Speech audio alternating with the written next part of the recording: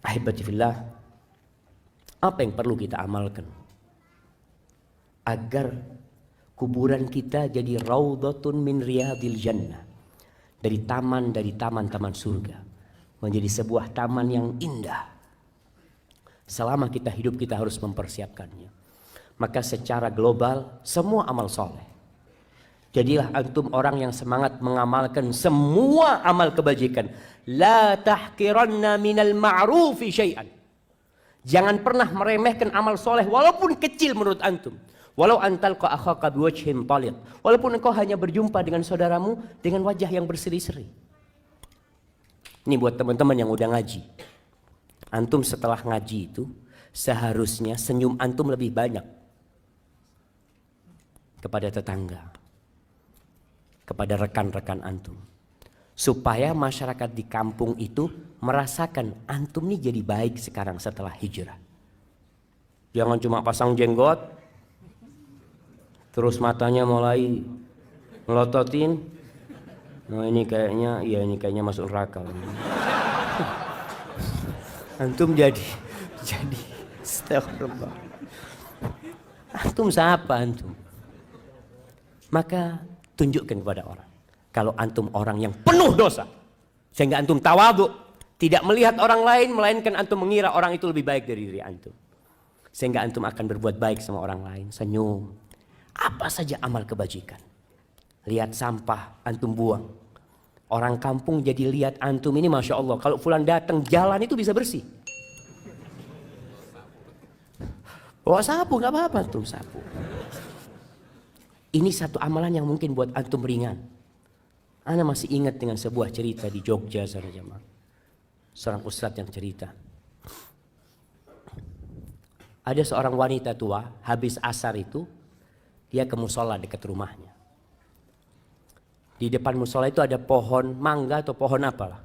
Lupa waktu itu satu cerita.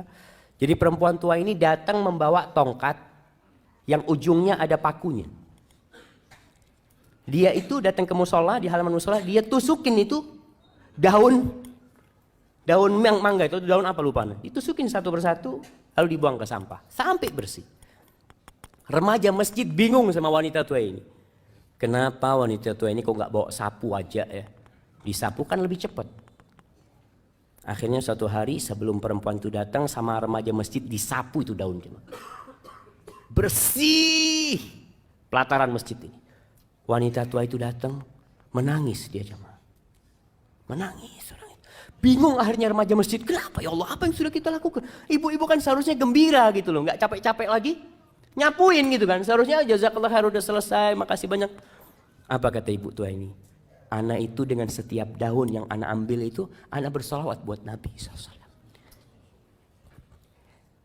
Mungkin orang nggak tahu jemaah, tapi Allah tahu dengan amalan antum. Kita perlu punya amalan yang tersembunyi, yang tidak ada manusia yang tahu, yang mudah-mudahan itu yang menjadi penerang kuburan kita. Di antara amalan yang bisa membuat kuburan kita penuh dengan keindahan, disebutkan dalam hadis riwayat Muslim dari Salman Al-Farisi bahwa Rasul sallallahu alaihi wasallam mengatakan ribatu yaumin wa lailatin khairun min siyami syahrin wa qiyami. Seorang yang berjihad di jalan Allah, yang menjaga perbatasan-perbatasan negeri Islam, dia berjaga-jaga di sana, itu lebih baik daripada dia puasa sebulan penuh, qiyamul lail sebulan penuh. Wa in mata ujriya alaihi amaluhu alladhi kana ya'mal. Kalau dia mati dalam kondisi seperti itu, amalan itu akan terus dikirimkan kepada dia pahalanya.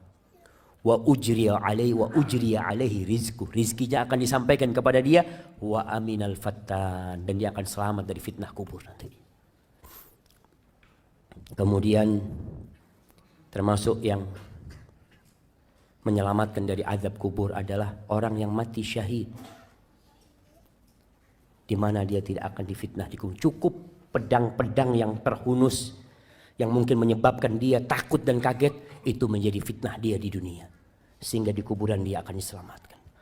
Kemudian membaca sebuah surat yang terdiri dari 30 ayat. Masya Allah. Al-Mulk, Masya Allah, kirimkan ke sana. Kata Nabi SAW, 30 ayat tashfa' li sahibiha hatta ghufira lahu. Ada 30 ayat yang akan memberikan syafaat kepada orang tersebut sehingga orang itu diampuni dosa-dosanya. Yaitu suratul Mulk. Dianjurkan dibaca tiap malam. Antum baca suratul Mulk. Ada orang baca surat supaya kaya. Ini supaya anak dapat fulus banyak ini. Ingat, orang yang beramal untuk dunia Allah kasih. Allah kasih. Antum sodakoh untuk sembuh, Allah sembuhkan antum. Boleh, silakan. Tapi jangan cuma minta dunia. Mintalah akhirat, jamaah. Antum baca Quran, yakini dengan setiap huruf itu 10 kebaikan. Kemudian dengan setiap ayat itu seperti antum, Masya Allah, mendapatkan seekor onta yang gemuk. Dan untuk pahala antum di akhirat. Insya Allah dunia ini Allah akan berikan kepada antum. Tapi kalau antum minta dunia, ya sudah dikasih urusan dunia, akhirat nggak dapat apa-apa. Karena antum memang hanya meminta dunia. Maka berusaha untuk memperbanyak amal soleh. Ziarah kubur.